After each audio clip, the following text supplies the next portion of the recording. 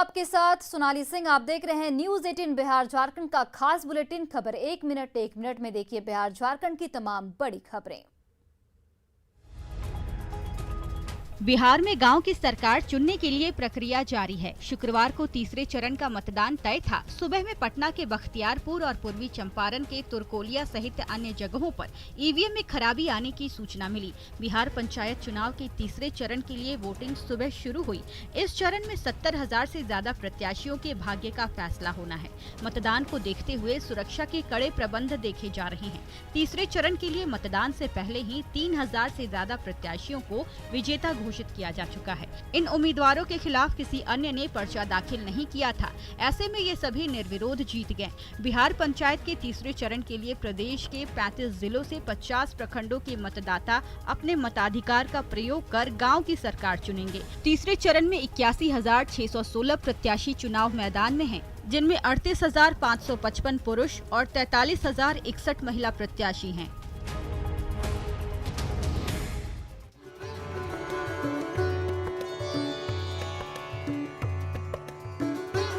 नवरात्र के दूसरे दिन मां ब्रह्मचारिणी स्वरूप की पूजा अर्चना की जाती है।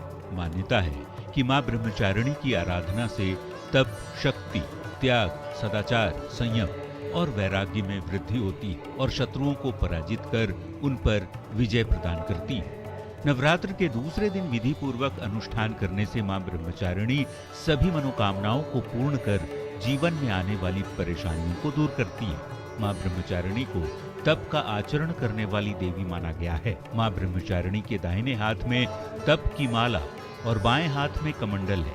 मां ब्रह्मचारिणी की पूजा करने से आत्मविश्वास में वृद्धि होती है। जीवन की सफलता में आत्मविश्वास का अहम योगदान माना गया है। मां ब्रह्मचारिणी की कृपा प्राप्त होने से व्यक्ति संकट आने पर घबराता नहीं है।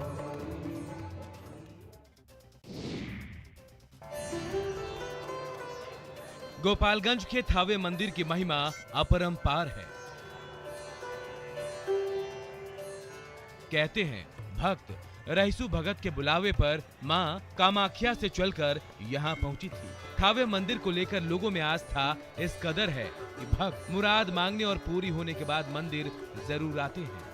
कहा जाता है कि थावे मंदिर के पास ही रहीसु भगत का मंदिर भी है। मान्यता है कि मां के मंदिर के बाद रहीसु मंदिर में दर्शन करने से ही मां की पूजा पूरी मानी जाती है। 2 साल से चूंकि मंदिर बंद था हमारे पास यहाँ पे, इसलिए हम लोग आ नहीं पा रहे थे कोविड की वजह से। लेकिन इस बार मंदिर खुला हुआ तो हम लोग बहुत उत्साह है यहाँ पाने के लिए। कोरोना काल में मंदिर बंद था और जब खुला तो लोगों की आस्था उमड़ पड़ी। लोग भी मानते हैं कि मां का आशीर्वाद पाने के लिए सिर्फ सच्ची श्रद्धा और भक्ति चाहिए। मां उसी से खुश हो जाती है।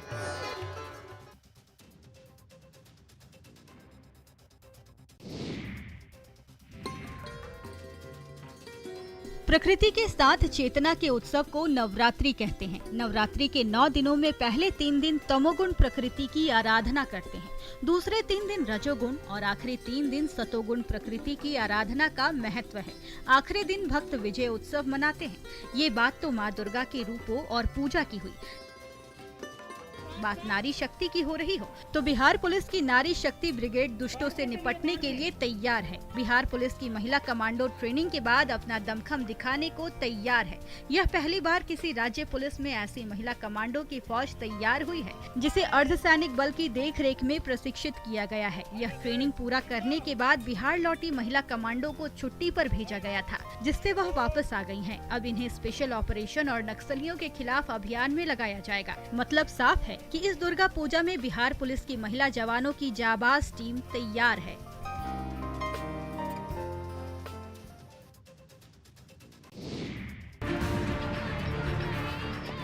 स्थायी नौकरी, वेतन और सुविधा जैसी मांगों को लेकर पिछले कई दिनों से मोहराबादी मैदान में डटे सहायक पुलिस कर्मियों पर नवरात्र का रंग चढ़ने लगा है।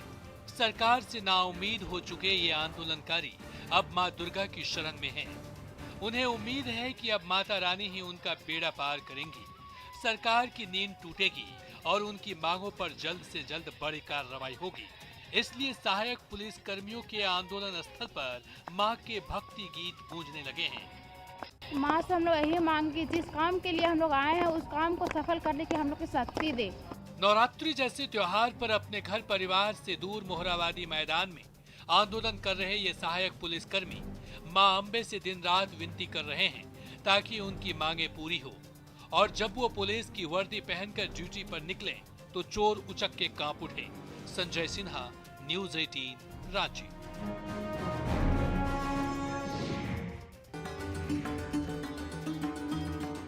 देवघर के बाबा वैद्यनाथ मंदिर में करीब 90 साल से शारदीय नवरात्र में मां दुर्गा की वेदी पर प्रतिमा को विराजमान कर पूजा की जाती है।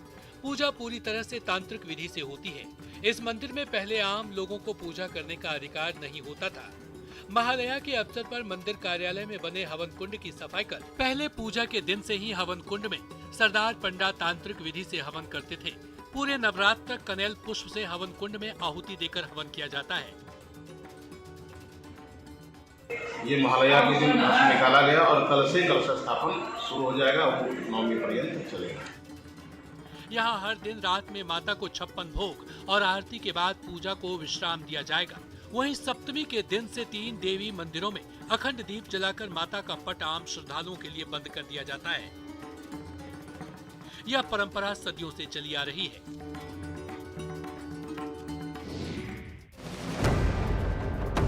धनबाद में झरिया थाना क्षेत्र के गोपाली चौक में अवैध कोयला कारोबार का भांडाफोड़ हुआ है। इस दौरान ट्रक में लोड सहित बोरी में भरा लगभग 50 टन कोयला जब्त किया गया। वहीं केंदुआडी गोंदुडी ओपी क्षेत्र से करीब 25 टन अवैध कोयला जब्त किया गया। पुलिस और सीआईएसएफ की संयुक्त छापेमारी में ये सफलता मिली। कोयला के कारोबार में पुलिस से भी माफिया की सांठगांठ के आरोप लग रहे हैं। पुलिस और सीआईएसएफ की छापेमारी के बाद हड़कंप मच गया, जिसके बाद कोयला तस्कर, लोडर सभी फरार हो गए। वहीं ट्रक गड्ढे में फंस गया, जिसे सुरक्षा बलों ने निकाला। पुलिस ट्रक मालिक और ड्राइवर पर मामला दर्ज कर आगे की जांच में जुट गई है। आपको बता दें कि गोपाली चौक के पास बीसीसीएल एरिया 6 का NRK transport mining outsourcing company है। यहां से आउटसोर्सिंग कंपनी की सेटिंग से कोयला का उठावा कर गोपाल के जंगल में जमा किया जाता है, जिसके बाद उसे बरवा अड्डा और गोविंदपुर के भट्टों में भेज दिया जाता है।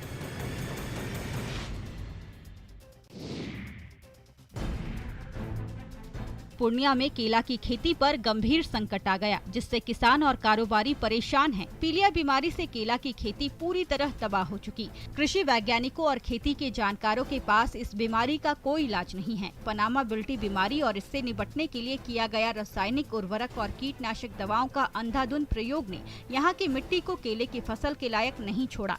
देखते ही देखते यहाँ से केले ने विदा ले ली। लगभग 90% किसानों के खेतों से केला की फसल गायब हो गई। इससे किसानों की मानो रीढ़ ही टूट गई। अभी कुछ किसान खेती कर रहे हैं तो अब पीलिया बीमारी ने परेशानी खड़ी कर दी है। केला खत्म हो गए, पीलिया में सफेद हाथ बेसी पूरा बीमारी है। केला खत्म हो गए की होते, मरले किसान। जानकारों की माने तो ज्यादा बारिश की वजह से केले में ये बीमारी आई है, जिसकी वजह से केले के तैयार पेड़ों पर संकट आ गया है। पेड़ का वजन बढ़ जा रहा है और फिर पेड़ गिर रहे हैं। बीमारी ने किसानों की चिंता बढ़ा दी है।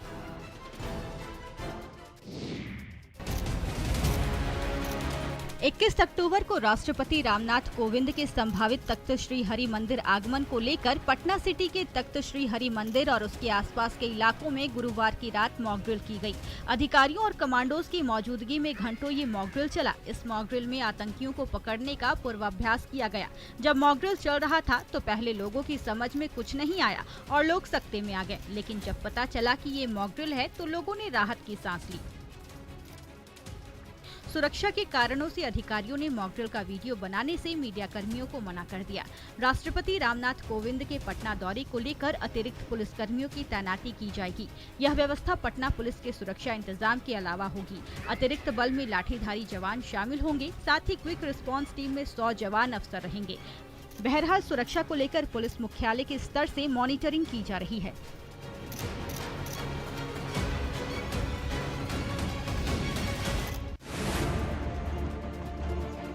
झारखंड के बने 21 साल हो गए, लेकिन आज भी कई जगह लोगों को पीने का साफ पानी भी नसीब नहीं हो पा रहा है। धनबाद जिले की बाघमारा विधानसभा का नदखुरकी गांव, जहां हजारों लोग गंदा पानी पीने को मजबूर हैं। बीसीसीएल ब्लॉक 2 परियोजना के ठीक सामने रहने से धूल और प्रदूषण की समस्या अलग से है। इस विधानसभा से जलेश्वर महतो 2 बार विधायक बने थे। सरकार में उन्हें पीएचडी मंत्री बनाया गया था, लेकिन अपने ही विधानसभा के लोगों को शुद्ध पानी तक नहीं दिला सके। वहीं वर्तमान में विधायक ढोलू महतो 3 बार से लगातार यहां जीत रहे हैं, लेकिन वो भी पानी की समस्या को दूर नहीं कर पाए और मूलभूत सुविधा के लिए आज भी लोग तरस रहे हैं। बाघमारा प्रखंड के 65 गांव के लोगों की प्यास बुझाने के लिए जिस मेगा जलापूर्ति योजना की बुनियाद 2018 में रखी गई थी, उसका लाभ अभी तक ग्रामीणों को नहीं मिल रहा है।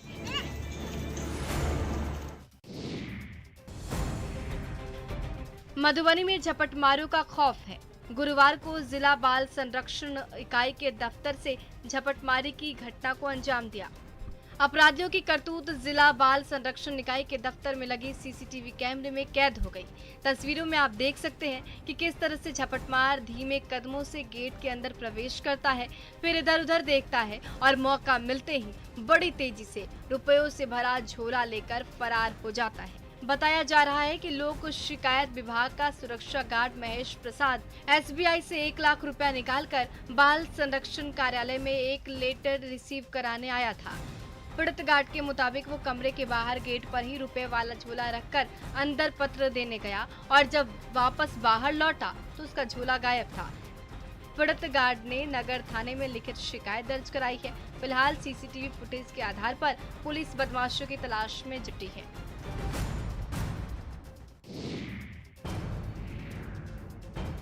गया कोडरमा रेल सेक्शन पर आरपीएफ की ओर से ट्रेनों के चलाए जा रहे विशेष सर्च अभियान के दौरान पूरी नई दिल्ली पुरुषोत्तम एक्सप्रेस से गुरुवार को कोडरमा आरपीएफ की टीम ने 11.5 किलो से ज्यादा गांजा बरामद किया। एक सप्ताह के अंदर गांजा बरामदगी की ये दूसरी घटना है। इसके पहले पुरुषोत्तम एक्सप्रेस से ही करीब 36 किलो से ज्यादा गांजा कोडरमा आरपीएफ की टीम ने बरामद की थी। इसमें 2 लोगों को भी मौके पर गिरफ्तार किया गया था। पुरुषोत्तम एक्सप्रेस के कोच S10 में चेकिंग के दौरान टॉयलेट के पास से 2 कार्टन में 3 पैकेज में गांजा पाया गया। आसपास बैठे यात्रियों से काफी पूछताछ की गई, लेकिन किसी ने दावा नहीं किया। तीनों पैकेट का कुल वजन 11.57 किलोग्राम पाया गया। बरामद सभी गांजा का अनुमानित कीमत करीब 1,10,000 रुपए आंका गया।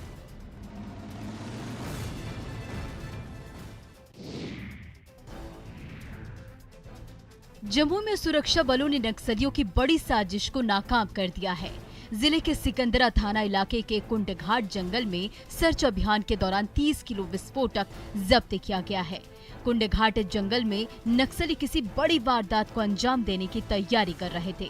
इसकी सूचना मिलने पर फौरन सुरक्षा बलों ने इलाके की घेराबंदी कर दी और नक्सली वहां से भाग खड़े हुए। सुरक्षा बलों ने मौके से प्लास्टिक के बड़े बड़े डिब्बों में रखे विस्फोटक को जब्त कर लिया है। कुछ दिन पहले चंद्रमंडी में भी विस्फोटक मिला, झाझा में मिला। ये उसी की कड़ी में हमारी टीम जो इन्फॉर्मेशन नेटवर्क रहता है, उसी की कड़ी में ये हुआ है। कितना विस्फोटक बरामद हुआ है? 30 केजी है, दो डब्बे में मिला है। बरामद विस्फोटक अमोनियम नाइट्रेट है, जिससे आईईडी तैयार किया जाता है। इतनी बड़ी साजिश को जिला पुलिस और एसएसबी की टीम ने नाकाम कर दिया है।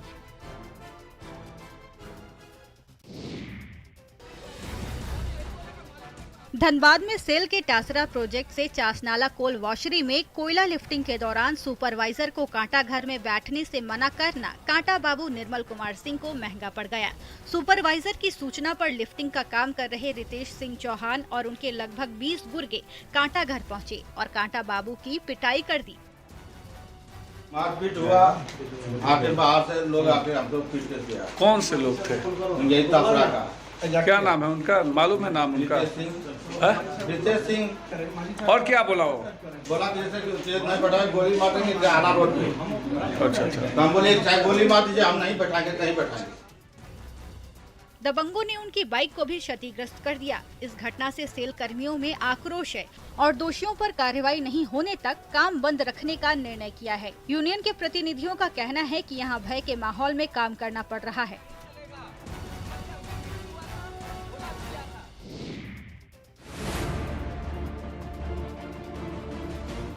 कहीं विशालकाय पेड़ धराशायी हो रहे हैं तो कहीं मिट्टी का किनारा कट छट कर गंगा नदी में विलीन हो रहा है। ये नजारा है रसलपुर के सीढ़ी घाट का, जहां गंगा नदी की धारा अचानक ऐसी मचली कि बांध का बड़ा हिस्सा धंस कर बह गया। और तो और नदी के किनारे खड़ा पेड़ भी जड़ों से उखड़कर नदी की गोद में समा गया। वहां मौजूद ग्रामीण आंखों के सामने ऐसा भयावह मंजर देखकर डर के मारे कांप उठे। दलसिंह सराय के पास पिछले 2 दिनों के दौरान गंगा नदी का जलस्तर इतनी तेजी से बढ़ा है कि नदी की धारा बेहद विकराल हो गई है। रसलपुर का सीढ़ी घाट गंगा की उफनती धारा के वार से तहस नहस होने के कगार पर पहुंच गया है। घाट का अस्तित्व बचाने के लिए बालू के बोरों से रक्षा कवच भी बनाया गया, लेकिन गंगा की मार के आगे वो रक्षा कवच भी नाकाम साबित हो रहा है। एक एक करके बालू के न जाने कितने बोरे गंगा की धारा में समाते जा रहे हैं।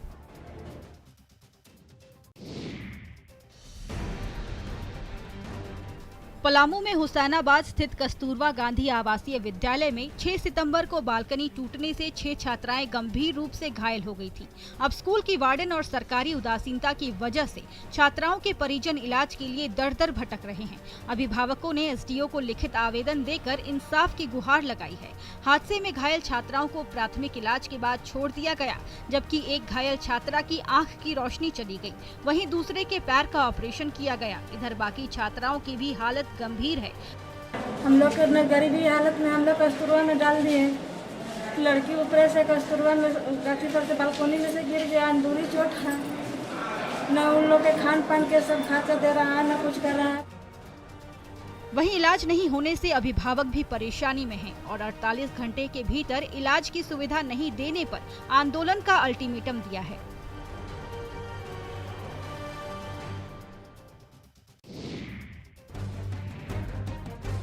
डिजिटल युग में दुनिया भर की जानकारी पल भर में आपके सामने आ जाती है। ऐसे में पुस्तकालय वीरान पड़ने लगे हैं। लखीसराय शहर के इकलौते पुस्तकालय की स्थिति को लेकर आप इस बात को आसानी से समझ सकते हैं। श्री युवक पुस्तकालय 96 साल पुराना है और दुर्लभ पुस्तकों के साथ साथ ज्ञान विज्ञान की तमाम पुस्तकों से संपन्न है। लेकिन पिछले कुछ सालों से यहाँ कोई भी इन किताबों को पढ़ने नहीं आता, लिहाजा पुस्तकों पर धूल जम रही है। 2018-19 से डिजिटल युग होने के कारण पढ़ने लिखने वाले लोग बहुत कम लोग आता है। इस पुस्तकालय में पांडुलिपि, वेद पुराण की पौराणिक पुस्तकें, हिंदी साहित्य और संस्कृति से जुड़े करीब 10,000 से अधिक ज्ञानवर्धक किताबें उपलब्ध हैं। लेकिन कोरोना काल में इस पुस्तकालय की स्थिति और भी खराब हो गई है। रखरखाव के अभाव में किताबों को दीमक खा रहे हैं।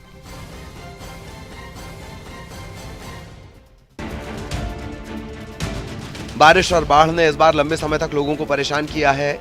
जिस वैशाली की धरती ने पूरी दुनिया को लोकतंत्र का पाठ पढ़ाया था, उससे जुड़ी अनमोल यादें आज बाढ़ के पानी में मिटने की कगार पर पहुंच गई हैं।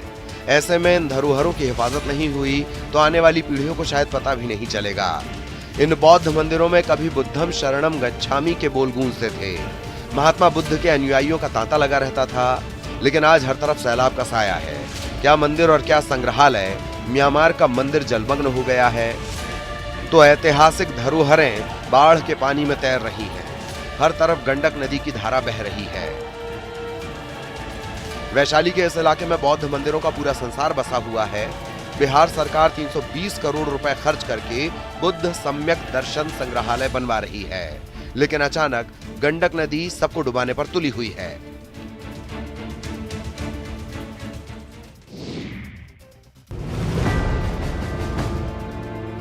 बगहा में न्यूज 18 की खबर का बड़ा असर हुआ है। न्यूज 18 पर खबर चलने के बाद प्रशासन ने रामनगर अंचल अधिकारी के नेतृत्व में आनन फानन में एक टीम का गठन किया है। ये टीम दोन के 2 पंचायतों के 26 गांवों का निरीक्षण कर नुकसान का आकलन करेगी और राहत देगी। न्यूज 18 ने खबर दिखाई थी कि कैसे दोन इलाके के लोग मरीजों को खाट पर लेकर पैदल अस्पताल जाते हैं और करीब 25 किलोमीटर का सफर उन्हें पैदल तय करना पड़ता है। उस क्षेत्र में जो भी लोगों की कठिनाइयाँ है, जैसे किसी का घर कट गया है, आवासीय घर कटा है, पशु शेड कटा है, रास्ता कटा है, कलवर्ट पुल पुलिया कटा हुआ है, और नियमानुसार यथोचित कार्रवाई करते हुए उन लोगों को सारी सुविधाएं उपलब्ध कराएगी। पहले जंगल और फिर कई नदियों को पार कर लोग अपने परिजनों का इलाज कराने जाते हैं। पहाड़ी इलाके में सभी रास्ते टूट चुके हैं। गाँव में इलाज का कोई इंतजाम नहीं। मजबूरी में लोग जान जोखिम में डालकर सफर कर रहे हैं। अब स्थिति बदलने की उम्मीद है।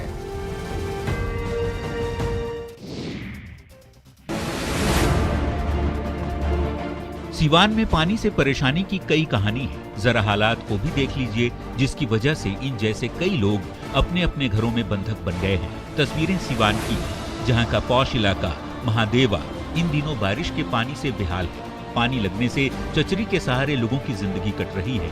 वे जरूरी कामों के लिए ही घर से निकल रहे हैं और जिनके पास चचरी के पुल का सहारा नहीं है, वे घुटनों तक पानी लांघकर अपनी राह तय करने को मजबूर है। जी, बारिश का पानी लगने से लोगों की जिंदगी नर्क बन चुकी है। उन्हें बीमारी का डर सता रहा है। अगर ये कहा जाए कि लोग जल कैदी बन गए हैं तो गलत नहीं होगा, वो भी तब जब ये मोहल्ला बीजेपी के पूर्व सांसद ओम प्रकाश यादव सहित कई वीआईपी लोगों का है।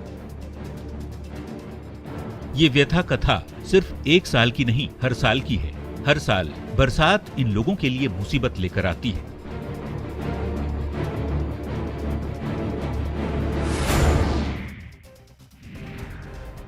गोपालगंज में गंडक के जलस्तर में कमी जरूर आ रही है, लेकिन बाढ़ पीड़ितों की परेशानी अभी कम नहीं हुई है। 4 दिन पहले गंडक बराज से 4 लाख क्यूसेक पानी छोड़ा गया था। ये पानी अब धीरे धीरे कम होने लगा है। हालांकि गोपालगंज में गंडक के निचले इलाकों में अभी भी बाढ़ जैसे हालात हैं। माचागढ़ प्रखंड का गोसिया और निमुया पंचायत बाढ़ से बुरी तरह प्रभावित है। यहाँ के बाढ़ पीड़ितों के सामने मवेशियों के लिए चारे की समस्या बड़ी है। कुल मिलाकर फिलहाल लोगों को राहत मिलती नहीं दिख रही। मांझागढ़ प्रखंड के गौसिया पंचायत के वार्ड नंबर 14 का हाल बुरा है। यहाँ पर सैकड़ों घर बाढ़ के पानी में डूब गए हैं। बाढ़ प्रभावित गांव का जिला मुख्यालय से संपर्क टूट गया है। आने जाने के लिए सिर्फ नाव ही सहारा बचा है। गंडक के निचले इलाकों में लगातार पानी फैल रहा है। डीएम और एसपी भी लगातार तटबंधों पर निगरानी रख रहे हैं। सबसे मुश्किल है कि आने जाने के लिए सिर्फ नाव ही सहारा बचा है।